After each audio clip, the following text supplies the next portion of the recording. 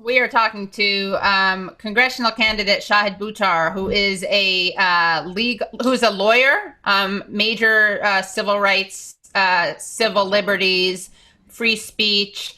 I don't know what's called, like online tech companies, tech consolidation, tech bros, anti-tech bros, lawyer, and also someone who yelled at James Clapper during a hearing, right. And a DJ and poet, and running against Nancy Pelosi, and a rejecter of politics by photo ops. And in fact, we should talk to him about Nancy's greatest hits.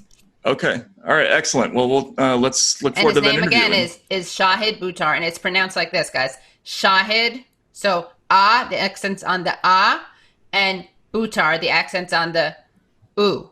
All right. Well, let's hear what he has to what Shahid has to say, and we'll talk to him now. Great. Welcome back. So excited to be talking to Shahid Buttar once again. He, as people know, is running against Nancy Pelosi, and he's a Renaissance man, a poet, a DJ, a lawyer, an activist, an organizer, and also he plays a really important role in Useful Idiots, because he serves as a voice of reason who convinces Matt that I'm right on things like on issues like felony murder, which makes his appearance on the show so much more than just about politics and about his very important run against Pelosi, but also about, from thinking globally, acting locally. Right, and it makes his appearances on this show probably increasingly rare, I would say, going forward. I'm kidding. I thought you were saying because we were going to agree more, you and I, Matt. No. Matt is being self-deprecating. I thought you were saying because Pelosi was going to intervene and keep me off your program. Oh, well, that could easily happen too. Yeah. Maybe we should start there. A couple of things. Nancy Pelosi, who obviously you're running against, one of the favorite subjects of the show. She's had a series of incidents that she's becoming famous for the sort of performative brand of politics where she tears something up. This week it was the kneeling in the African kente cloth scarf. I actually can I ask the question, Matt? Sure, absolutely, yeah. Okay, so not to put you in the hot seat right away, but as a member of Congress, what are the 3 acts of performative, substance-free political theater you commit to taking within the first 3 months? Well, I will. Most of what I anticipate is actually very substantive. So, but if I were to do something meaningless, I'm happy to rip up a president's speech.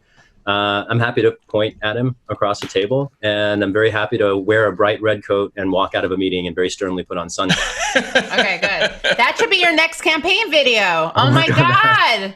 That would be really good. What's in your refrigerator? If we were going to open up your refrigerator right now, actually your freezer. A lot of leftovers. A lot of leftovers? Beans, yeah. Right. Yeah, I make lentils a lot. Yeah, I can get some chicken curry I made the other night. It turns out I started experimenting with some dishes that I ate growing up, like at home, that my mom used to make when she was still with us. And I made this chicken curry a few weeks ago that, frankly, I was wildly gesticulating. It tasted so good. It's a really profound blessing when you can make food that you like. So most of my fridge is leftovers. Your inner Bernie came out. Gesticulating. Nice. Speaking of that, your campaign has really, in a lot of ways, become almost like a proxy movement for people who were following Bernie's campaign. I mean, what have you seen with your campaign since Bernie dropped out of the race? It's been an incredible, really humbling experience. In the wake of Bernie suspending his campaign, and just to be clear, I wish he was still in the race because frankly, we need his voice now more than ever. But in the week since he suspended his campaign, thousands of people around the country have flocked to ours. And I think people recognize that at the same time that the presidential contest might not offer our movement an opportunity to vindicate our principles, there are still races in the country that do offer our movement a chance to vindicate our principles. One of those is ours. I'm also very excited about Charles Booker's campaign to challenge Mitch McConnell in Kentucky. I think that's another race that presents the same kind of opportunities for us to not just vote for any blue, some conservative corporate Democrat, but actually to put people in office who care about justice, who've been showing up on the front lines long before we ran for office. And I think that's one of the, you mentioned the performative brand of so-called resistance that Pelosi has become famous for. I think the contrast between people like Charles and I, people who are putting our communities in first instead of our careers, and then contrasting that with incumbents who for decades have put their careers first. You mentioned the stunt this week with the kneeling in Congress and the Kente cloth and the introduction of the Justice and Policing Act. The Justice and Policing Act reprises movement demands from 10 years ago. And it falls far short of the movement's demands today. And the difference between Pelosi and I is that she's showing up a decade later to propose things that I've been in the streets for 10 years trying to force Congress to adopt. And we can have voices that show up 10 years late with half of what we're asking for, or we can support voices and put them in office who have stood with and will stand with our community. So I'm excited to be that voice. Where does that act fall short as far as you're concerned? There's a whole bunch of areas. I would describe it both as under-inclusive and actually actively harmful. So I want to particularly just take a swipe at police body cameras, because one of the measures in the Justice and Policing Act is the national expansion of police body cameras.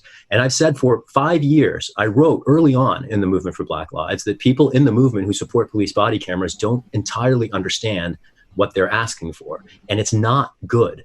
Just to be clear here, police body cameras represent a new surveillance vector. There are almost 1 million police officers in the United States. You put a body camera on every one of them, and the degree to which we as a people are being watched just went up several more notches. Now, there's a further problem here, and the big one is that body cameras don't ensure accountability. They can't, in fact, ensure accountability. They occasionally ensure accountability in limited instances, but the problem is precisely the body cameras only give you visibility into particular incidents, not patterns and practices. And even those particular incidents are depicted from a particular perspective, namely the police officers. So you don't see what the cop's doing. And there's a big difference here between dash cams and body cams. For exactly that reason, a dash cam on a car puts the officer's actions in context. You can see them. A dash cam footage is helpful. Body camera footage is much less so. The further thing I'd say here is that body camera footage can be used as evidence in criminal trials to put people behind bars. And they also can be used in court to justify the escalation of force by law enforcement officers, which is to say body camera footage will be used against us routinely. And it will very rarely be used to vindicate anyone's rights. And it's just another example of corporate Democrats being actively unhelpful. There have been proposals for over a decade to do things like demilitarizing police, which the bill thankfully would do. But it doesn't demilitarize our borders, as I proposed 2 years ago. It doesn't ensure that past criminal history can't be used as a means or a reason to deny someone housing benefits or a job. That's something that I proposed 2 years ago. Ending qualified immunity is a super important step. I'm glad to see Ilhan Omar back it. And I'm glad to see Nancy Pelosi at least nodding to it. It is striking that it's 2020 and they only just got there now. We've been calling for this since the mid-2010s, even under the Obama administration. And so to see Democratic leaders not only showing up late, but actively promoting unhelpful measures while then engaging in this empty performative stunt, while even worse, engaging in cultural appropriation while doing it, right? I mean, it's just layers upon layers of offensiveness. And, the very next day, Pelosi and Schumer were reported in The Hill to have resisted and called against calls to defund the police. So how are you going to kneel in Congress wearing African royal garb to co-opt a movement and then the very next day come out and oppose the movement's central demand? That's not even pandering. Well, it makes total sense. That's the point of it, right? Indeed. To be fair, that's an effective, well thought out co-opting. I mean, aren't not to put you on the spot, but aren't you venturing into areas where there isn't unanimity of thought within the movement about things like surveillance? I mean, body cams. Not everybody, I would imagine. I agree with you, but isn't there a controversy there? I mean, if we talk about how trends are moving towards, for instance, surveillance on the internet. And you've been an important voice on there. Actually, if you could talk about that, could you tell us a little bit about the Earn It Act and what's going on there on that frontier? Can I ask one question before that's related to the body cam specifically? Yeah. body cam is a surveillance vector. I understand the difference between body cams and dash cams, but are dash cams not also as problematic on a surveillance level? They are surveillance vectors, but they're at least surveillance vectors that have proven more useful in ensuring police accountability in the limited instance that they've become available. So yeah, you're absolutely right. At the general level, they're subject to the very same criticism. But unlike body cameras, we've seen any number of cases where dash cam footage has exposed a police officer's criminal behavior. And body cameras don't, because even if a police officer is doing something criminal, you're not going to see it from their body. Right. So it's like a cost benefit. It's like more surveillance without any benefit for police accountability. Whereas dash cameras give us somewhat more surveillance, but with a lot more accountability. And to Matt's question about the Earn It Act, this is takes a second to set up. So there's a provision in the law, Section 230 of the Communications Decency Act. It is the cornerstone of the contemporary internet. It's the law that allows major internet platforms, or any internet platform, to post user-generated speech without suffering legal liability for the speech of the user, right? So it means that if you use Facebook, let's say you post something on Facebook that in itself, let's say it's a threat, and to that extent it constitutes a crime. The point of this law is that it's your crime, not Facebook's. So the Earn It Act aims to invert that, to make platforms responsible for user speech in order to incentivize the platforms to censor their users according to government demands. And that is incredibly dangerous. The Earn It Act would subvert free speech online. And because it would subvert free speech, we have to connect it to democracy. People usually think of any number of surveillance powers or other security theater programs, exactly that, in security terms. But the Earn It Act doesn't ensure in any way security. What the Earn It Act does is place users at the mercy of the corporate platforms that we use. And anyone who's ever used a major internet company's platform knows that the platforms aren't necessarily on our team, right? I mean, it's Kafka. It's really difficult to get resolution. I mean, I actually had an interview taken down by YouTube about 2 months ago. An independent journalist was interviewing me, talking about, of all things, just to make this layers upon layers of disturbing, the failures of corporate media to cover at the time the expansion and resuscitation of the Patriot Act with Nancy Pelosi's support. Wow. And within minutes of that interview posting to YouTube, it was taken down. And because he didn't record a local copy of it, it was basically deleted. We did it. We did the interview again, and you always got to download it. Listeners, make sure you download your YouTube videos. Seriously, especially because this will happen. It's the thing. It's really important. Yeah, right away. Yeah. What was the justification for taking it down?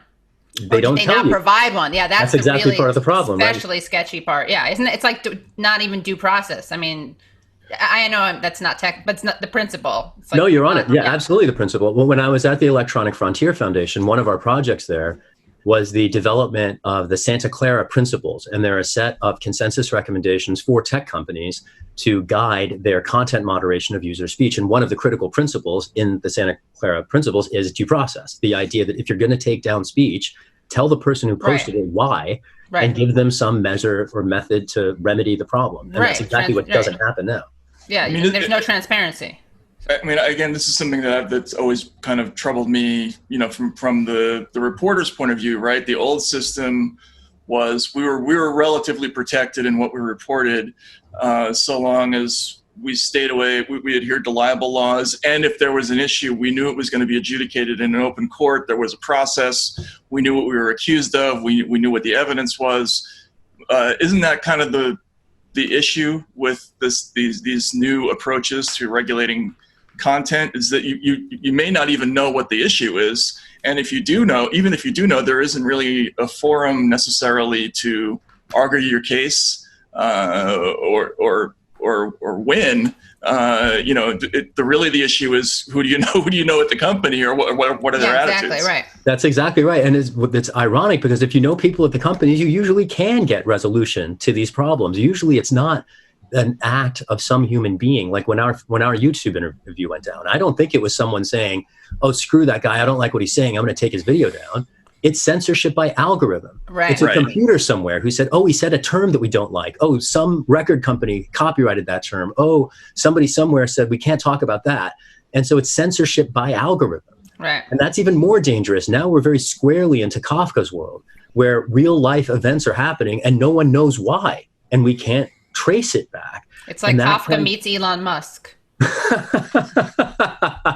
Yeah. That would be interesting. Yeah. That was a fascinating interaction or combination. I was remixing them in my mind, and that's a hysterical result. That's a good novel. You could make a really interesting novel that way. Anyway, randomness on Mars. Right.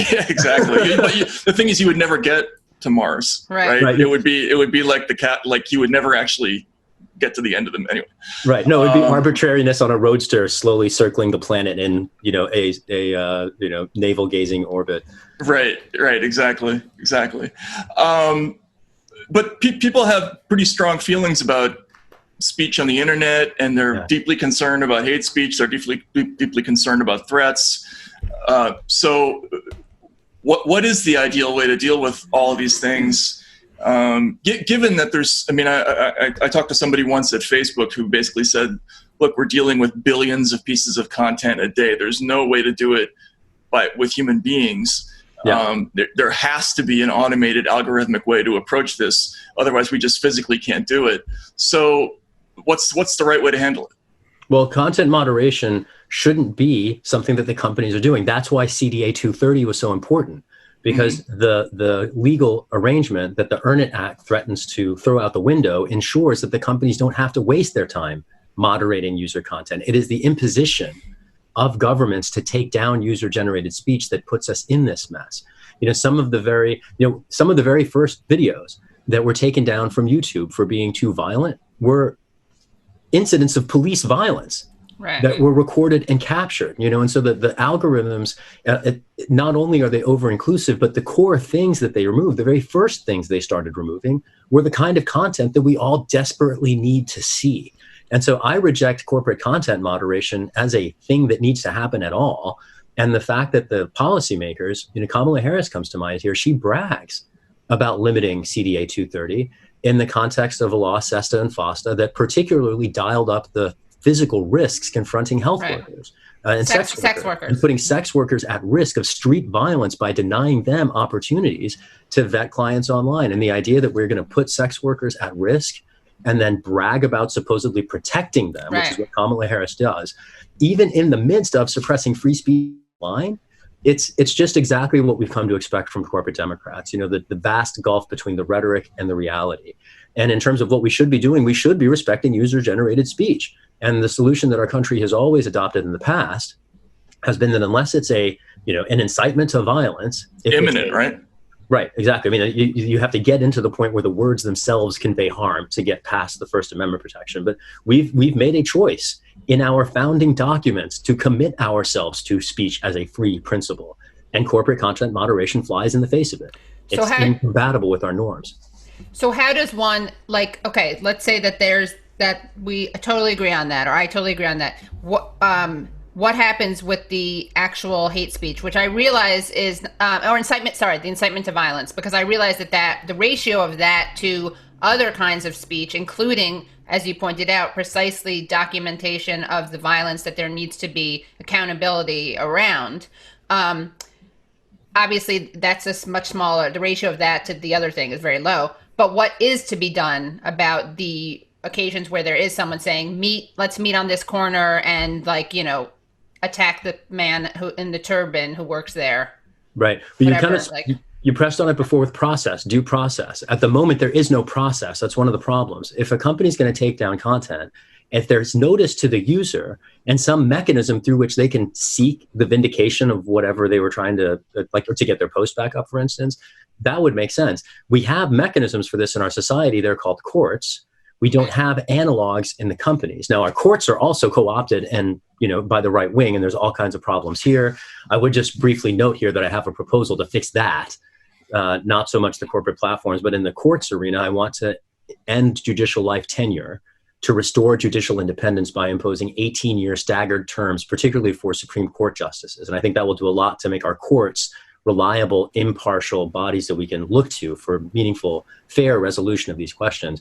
The problem at the companies is we have nothing like it, but we could, right? The companies, particularly Facebook comes to mind, as a mega corporation, Matt mentioned the person at the company who we spoke to, I'd have more sympathy with that argument coming from a small startup, because the argument there would be is we don't have resources. No one at Facebook can plausibly say we don't have the resources. They can hire their way out of this problem. Right. They could hire 10,000 content moderators to have individual discussions with the people whose content they're taking down. The fact that they don't means Zuckerberg doesn't want to pay for it. Right. Yeah. And so it's like in an ideal world, you would have maybe the algorithm that looks for these certain words. Then you have the person looking at it and distinguishing between here is a cop attacking a man in a turban versus I want you to join me in 2 hours to attack this man in a turban. Yes, that's a perfect example. And the importance of human review to validate algorithmic decision-making and the opportunity for impacted individuals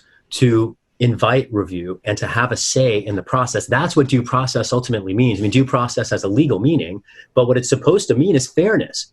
If something happens to you, you're supposed to know what happened and have a chance to fix it. That's not rocket science. That's just basic decency. Basically, due process is the recognition in the law that we used to have for decency. And it's exactly what we've lost today. As long as we're mentioning due process, it's important to note some people who didn't get it, including George Floyd, including Eric Garner, including Sandra Bland, Breonna Taylor. Every time we say their names, every single one of those people was denied not only their life, but particularly this principle, this right that we are all constitutionally enshrined. We all have a right to due process. And it's important to recognize how it's implicated, not just in the context of arbitrary corporate content moderation online, but in these very real, meaningful life and death situations offline. A cop's knee on your neck is a deprivation of due process, even far worse, frankly, than the arbitrary decisions of Mark Zuckerberg destroying our democracy. Well, on the policing level, as an attorney, wasn't that, at least in some part of growing out of a decision to strip people of due process and put a lot of these decisions in the mind of the police officer, right? So you have Ohio v. Terry, which basically says that police may stop, search somebody, pat them down as long as they have an articulable suspicion that a crime is about to occur. So you don't have to adjudicate probable cause at all anymore with modern policing. Isn't that the same principle, right? Like you're removing a process that used to have to exist. Absolutely. Every time somebody dies at the hand of a cop, the cop is making themselves the police officer, the judge, the jury, and the executioner. And that's exactly what you're describing. And the law has been contorted repeatedly with the support of corporate Democrats to make police officers more arbitrarily powerful and to deny civil rights to communities. The crime bill that has gotten a lot of attention in the last several weeks in the 90s, that played a very key role here. The Truth in Sentencing Act had a really crucial role to play here. And not just acts of Congress, acts by the courts as well. The creation of the qualified immunity doctrine in the 1960s was basically an open invitation to cops to do what you want. And until, the controlling jurisdiction encounters an exactly similar case, you pretty much can do anything you want to someone. And that's the state of the law as it stands right now. And, another thing I'd say here is that each of the problems that the movement for Black Lives has made front and center in the last week, none of these are new. Every single one of these problems is decades old. And I see members of Congress who've been in office for decades now showing up, many of them later in life, saying, oh, no, we figured it out now. Now we understand. And I don't buy it. If Nancy Pelosi wanted to be supportive of Black Americans, she could have supported the End Racial Profiling Act when it was passed, when it was introduced in Congress 20 years ago. 20 years ago, the End Racial Profiling Act was introduced in Congress, and corporate Democrats and Republicans alike have ignored it that entire time. I was in a meeting with the House Judiciary Committee leadership in 2010, early in the Obama administration, and when I was leading a civil rights organization at the time, and I asked, when are you going to reintroduce IRPA, the End Racial Profiling Act? To this point, it had been almost 10 years that it had been serially introduced in every session of Congress. It very nearly passed Congress in 2001 with the support of the Bush administration. Figure that out. Wow, yeah. And it's never been seen since. And I asked, if this was John Conyers' staff, he was still with us at the time, and his staffer said in the meeting, it hasn't yet been introduced. We are waiting for the administration's support. And the Obama administration was in office for 8 years and it never came. And now corporate Democrats say, oh, now they're down for fixing police abuses. I don't buy it for a second, especially when their bill doesn't do the things that communities have been clamoring for, like defunding police departments, and does things like expanding body cameras that actively place us at risk. This is a signal to me of a leadership that remains intransigently committed to power and not to our communities. What about broken windows policing and stop and frisk? A lot of these strategies were explicitly supported by Democrats for years and years and years. I mean, we saw some of the more amazing examples of the overreach were, by Democrats. I think of, Martin O'Malley, had that 1 year in Baltimore where they arrested 100,000 people and there are only 640,000 people in the city. Does there need to be a rethink of these high engagement police strategies that have been gospel for a long time? No question. Absolutely. And to, look back at the origin of broken windows policing, a lot of that theory came out of New York. And I think about Rudy Giuliani, and I particularly think about Michael Bloomberg. Yeah. And it's interesting that a racist Republican mayor who promoted so many of these vicious programs was openly embraced by the Democratic leadership to be the president of the United States. And that to me is part and parcel of the problem. And we have Democrats embracing even unrepentant GOP figures who unapologetically, I guess to his credit, I suppose Bloomberg eventually apologized, but an apology after years of preying on your communities. It was a pretty bad one too. Right. I mean, it's not only is it bad, but it's so cravenly convenient. Too. Right. Yeah. You can't accept convenient apologies. I mean, Nancy Pelosi kneeling in Congress after 30 years of viciously assaulting Black communities. Similarly, I think I have a similar feeling towards. But broken windows policing is to privilege order above human dignity, and it doesn't make sense. Police should be, to the extent we have any role for any kind of law enforcement, their role should be strictly limited to preventing violence and keeping people safe, not protecting property, not policing quality of life or what people like. Broken windows policing is the idea that you should prosecute even minor infractions to the most vicious degree possible, because according to the proponents of broken windows policing, if they catch you, urinating in a public park, bust you now so that you don't murder someone next week. Yeah. Well, another interesting principle of broken windows is that I actually think it's based on parts of it makes sense, but they're totally like perverted, because one of the principles, right, is like if you see a broken window, right, that's what comes from that, like a broken window, a car window, or I don't know if it's which kind. Zimbardo, yeah. So, right, if you see that, then you are going to be more likely to like destroy your community or property. But of course, even if that's true, even if they're like physical evidence of destruction or lack of upkeep encourages some kind of behavior or neglect, you don't fix that through policing. Like there's so many community ways there's so many things you could fund, ranging from education to healthcare to like garden, like environmental things that actually would address that without creating more of the very thing that you're trying to root out. Yes, and that's precisely what our communities have been clamoring for years, are real solutions to our needs, right? And one of the challenges, and like so many things to say here, but one of the challenges that we encounter in communities that are over-policed is the fact that there aren't as many economic opportunities in many of these neighborhoods as there are in others. So what could we do? We could inject stimulus into those neighborhoods, but what have we done instead? We've doubled down on policing instead. Another piece to note here, the sources and the origins of militarized policing in the United States have generally gone unnoticed, even in the last few weeks, in the face of the movement's uprising. People forget, and we might have even talked about this the last time I was on your show, but the role of the CIA in sparking a domestic drug trade. Oh, wow. Gary Webb was, I mean, this is a fascinating thing. San Jose Mercury News, Matt remembers, So Gary Webb, do you want to tell the story of Gary Webb? No, you go ahead, yeah. So Gary Webb, investigative reporter at the San Jose Mercury News, he writes a book, Dark Alliance, and he writes this incendiary series of reports that during his life are repudiated by his employers and the publications he works for. He's posthumously vindicated when the CIA Inspector General admits in the late 90s that everything he said was true. And what Gary Webb documented before dying of a suicide involving 2 gunshot wounds to the head, I mean, I think most people will, if they're going to kill themselves, will shoot themselves twice. I mean, how else are you going to do it? Right? Especially people with the work ethic like Gary Webb. God, it's such a. I mean, I can't even. I did just laugh about it. It's horrifying. Because, we laugh instead of crying because it is really horrifying to consider what he uncovered, and it was a conspiracy to the highest levels of our government, in which the CIA basically ran crack cocaine into LA and Miami to fund its rogue human rights abuses and foreign policy in other countries.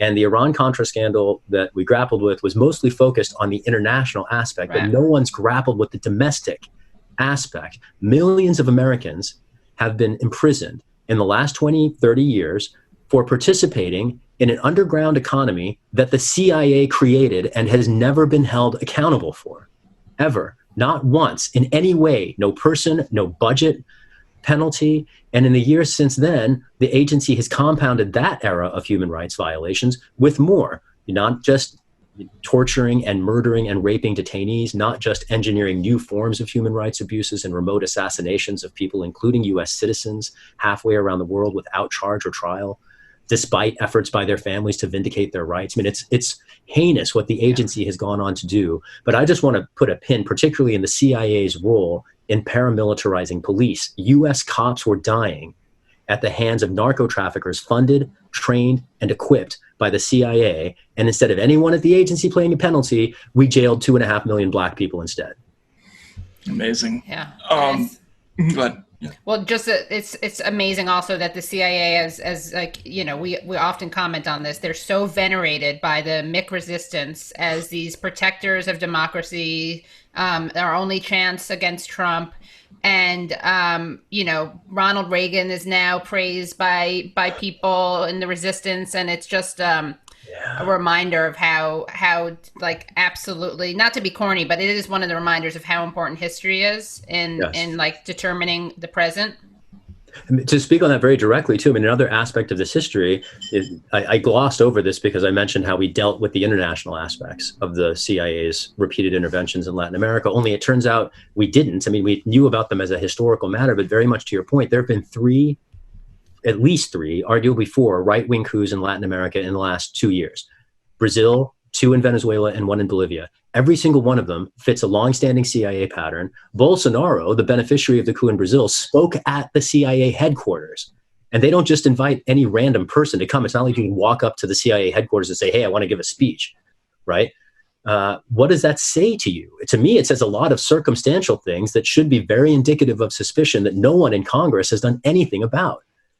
And it is striking to me that not only has the CIA engaged in dozens of military interventions to topple democratically elected governments in the past in order to extract resources for the corporate war machine, but at the moment, there is an active ecocide happening in Bolivia and Brazil. We're burning the Amazon, they're murdering indigenous leaders, and they seem to have done it, at least with tacit, if not active CIA support. And, put this in the context of the recent coup, the latest one in Venezuela that was foiled, the one that was just flatly incompetent, where remember, Matt, we called him OK Jordan. That's our term. Right. Yes. Yeah. Exactly. Canadians with masculinity issues. Sorry. Tweeting about his invasion plans. Yeah. I mean, it's like, there's your OPSEC for you. But that's the character. I mean, if that's the kind of thing that we've been willing to put resources into and support, just imagine what else happens that doesn't get reported. And I've said before, and I'll say again, this president's worst acts we don't even know about yet. Totally, yeah. The media, of course, is totally complicit in the coups in Bolivia. They're just now finally admitting that they peddled lies, and all these people who are wringing their hands. Oh, I don't know, it's complicated by Evo Morales, when it actually wasn't complicated. Not complicated and at all. The other thing that is worth noting, I think, is how much the term conspiracy theorist has been weaponized, so that the things that you said that are totally true and documented, you will be smeared as a conspiracy theorist and compared to Donald Trump.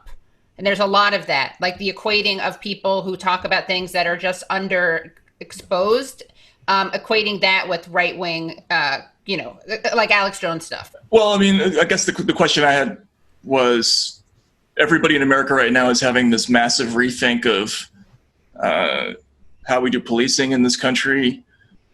Why don't we also have a rethink of the whole democracy promotion concept, which is basically an archetype that we promote everywhere where the United States has a presence all around the world. We heavily fund. We usually place a bet on some typically anti-democratic force in some country. We back them with military support, with money, with intellectual support from think tanks, intelligence training, all these things. I mean, it's as big an issue as policing, and certainly has a footprint that's around the world much bigger.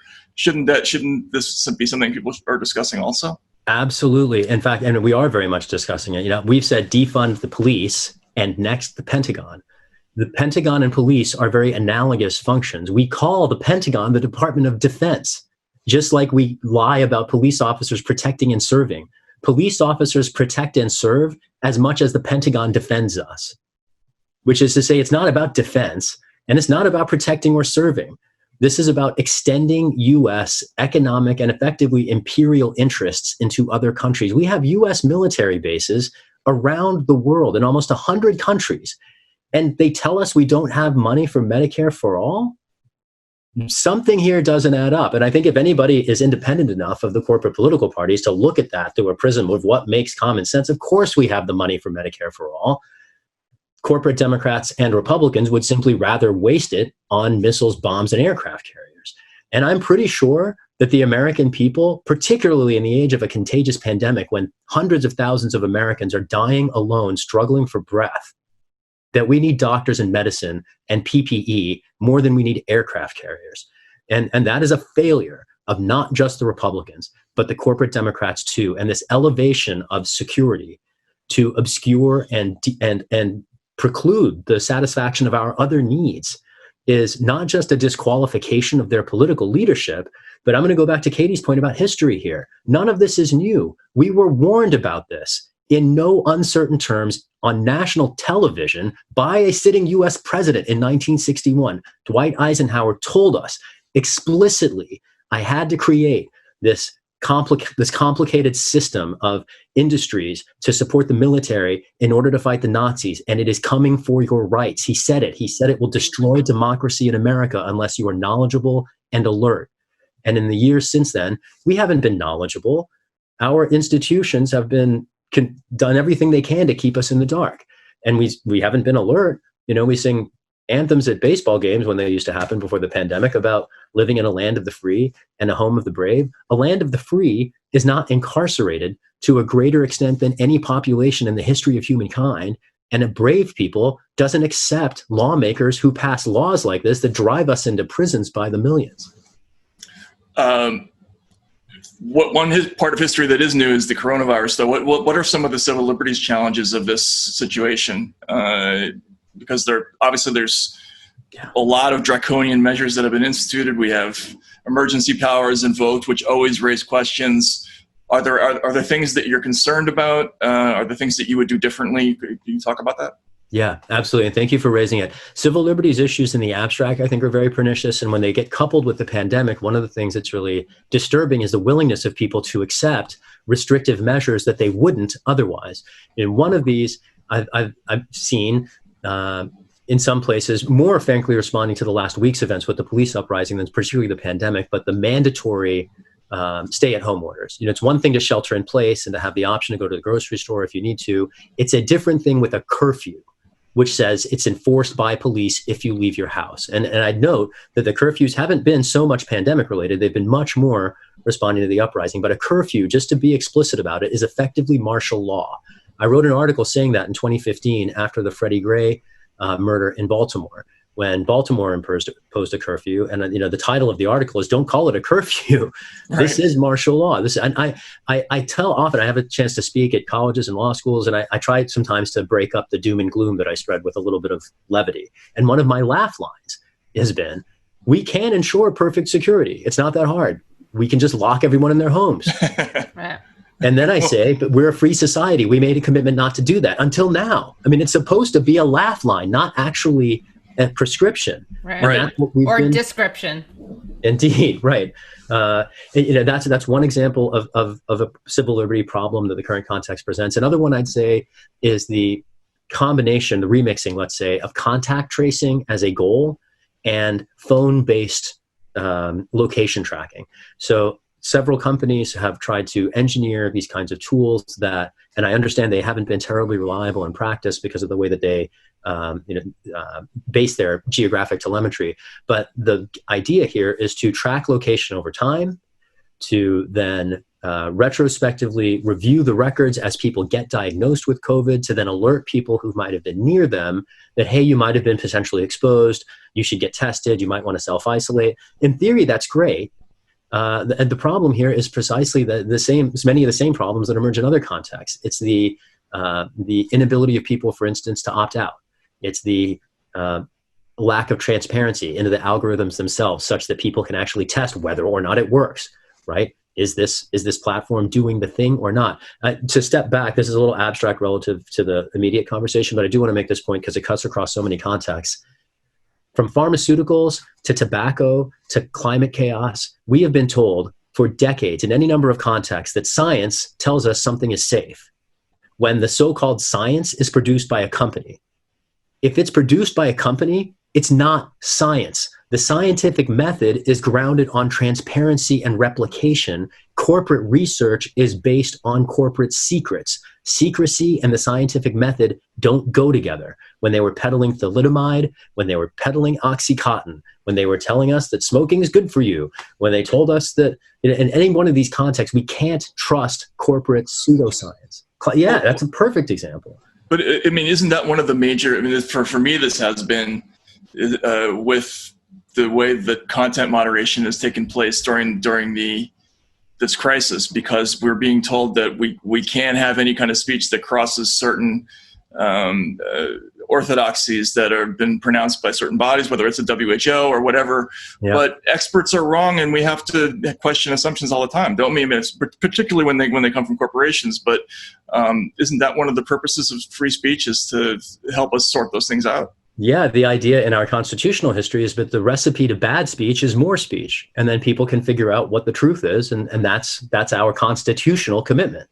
And you know, when you mentioned the pandemic-related vectors of content moderation, that I think is particularly why the interview that I did with Walker Bragman, the one that YouTube took down, I think that's why they took it down, because we were discussing the CARES Act and the response by Congress to the pandemic. And that might have been enough to trigger some algorithm saying, hey, you know, we can't have this online. Maybe this will get canceled. Matt and I met As Walker you said Bragman. That, I thought exactly that. That's the first thing I was thinking as you raised it. I was like, oh, okay, here we go again. I trust that you all are recording locally. Yeah, we are.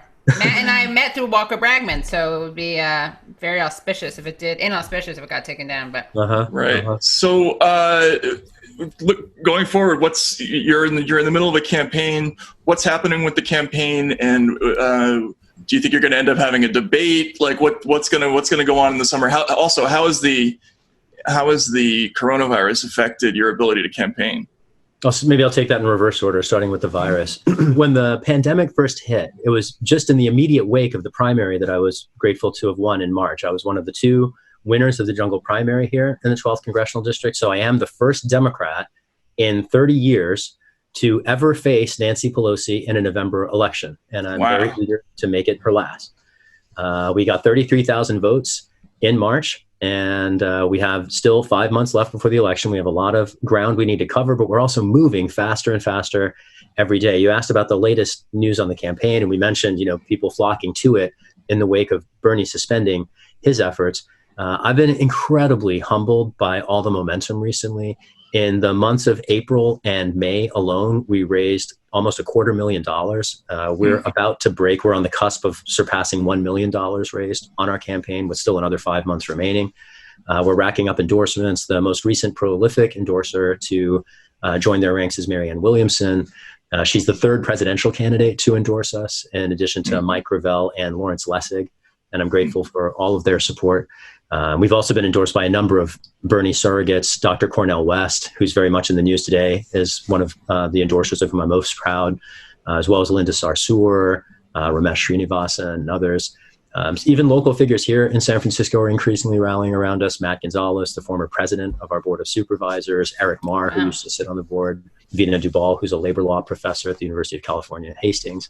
So all that is reflections of the momentum. I'm especially grateful to have hired not quite half a dozen, but several members of Bernie's 2020 team, including 3 organizers, a senior member of his fundraising team, and a major state data director. And between that expansion in capacity in the campaign staff, the inundation of support that we've been getting from around the city and even across the country, and the press attention, in addition to this opportunity to speak with you all, I'm really grateful just in the last week alone to have been quoted by CBS, USA Today. And the word is getting out that we don't have to settle for this co-opted corporate leadership anymore. Well, just the last thing for me is, what is the future of this Sanders-style movement now that his campaign is no longer? I mean, for so long that was the organizing principle of, or the organizing sort of news narrative that kept people coming together. Now that he's kind of stepped off the scene and probably won't be running for anything in the future, where does the movement go from here? And are there any lessons to be learned from what happened with this primary season? Great questions. And I want to depict somewhat an irony here in that I'm moving in some respects in opposite direction from the way the movement is in precisely this respect. And I'll try to bridge this with the part of your last question that I didn't frankly answer around how the pandemic has affected us, because it connects to this.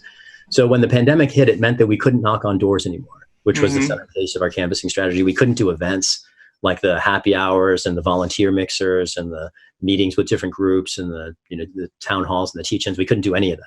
So it's really forced us onto the phone. So our campaign voter outreach program is almost entirely phone banking at the moment. And that was a big part of Bernie's effort, right?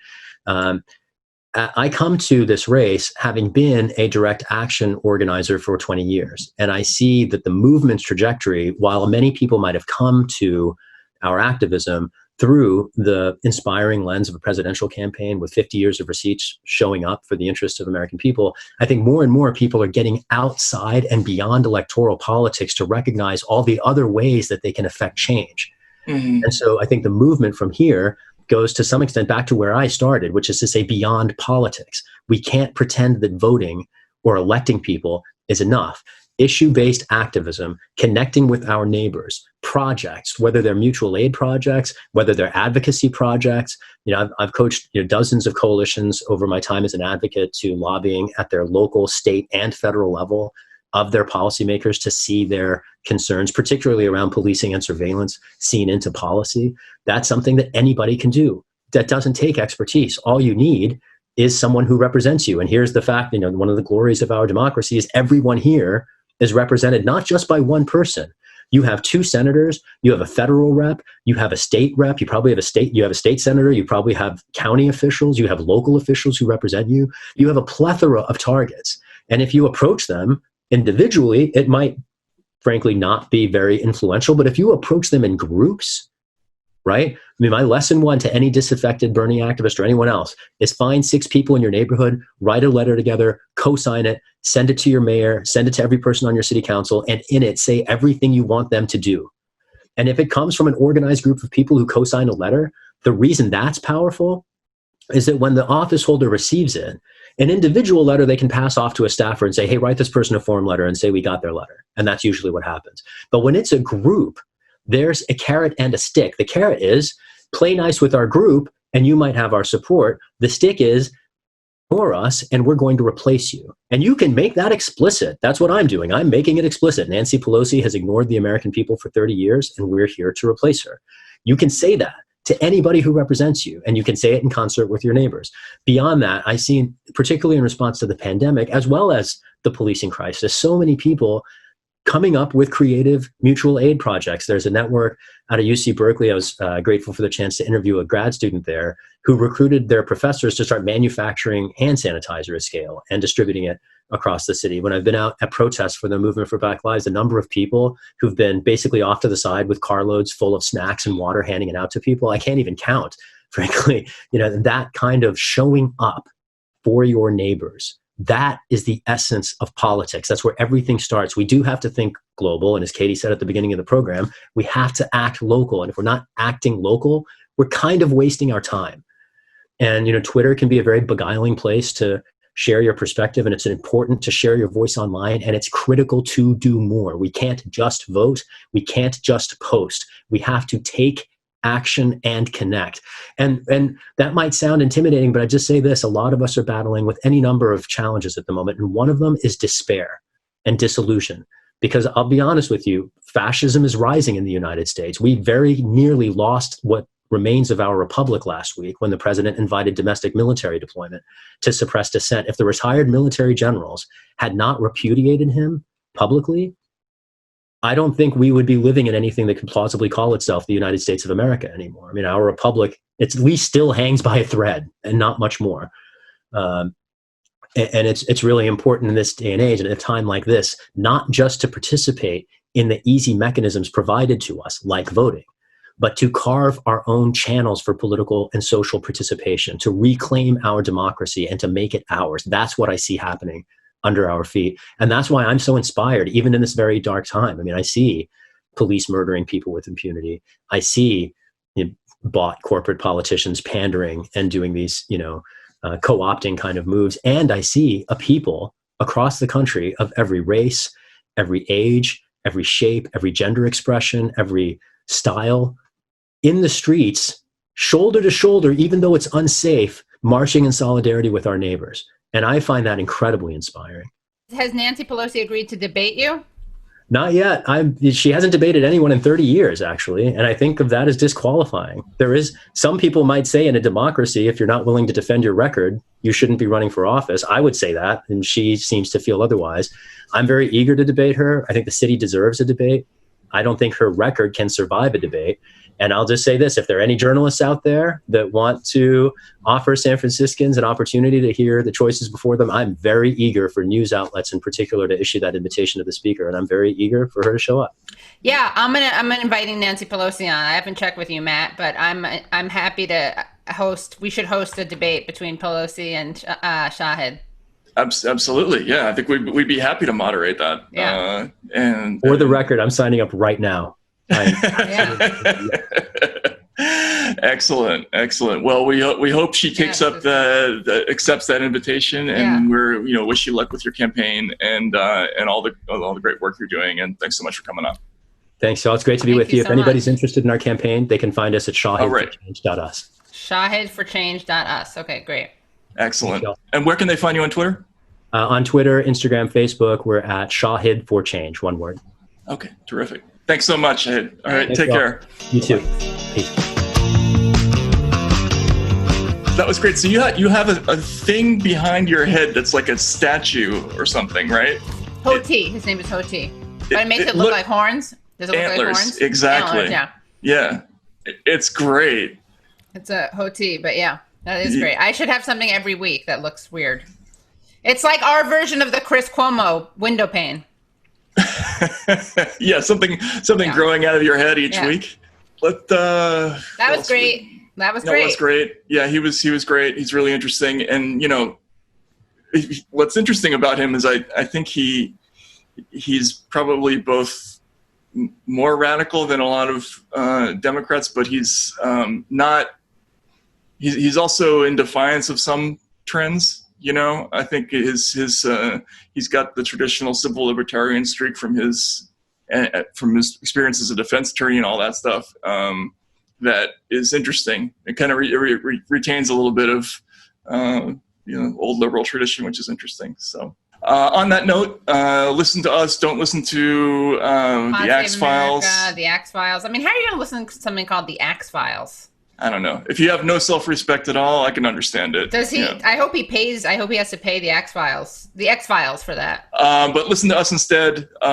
Suppress their traffic and tune into us next week. Yeah.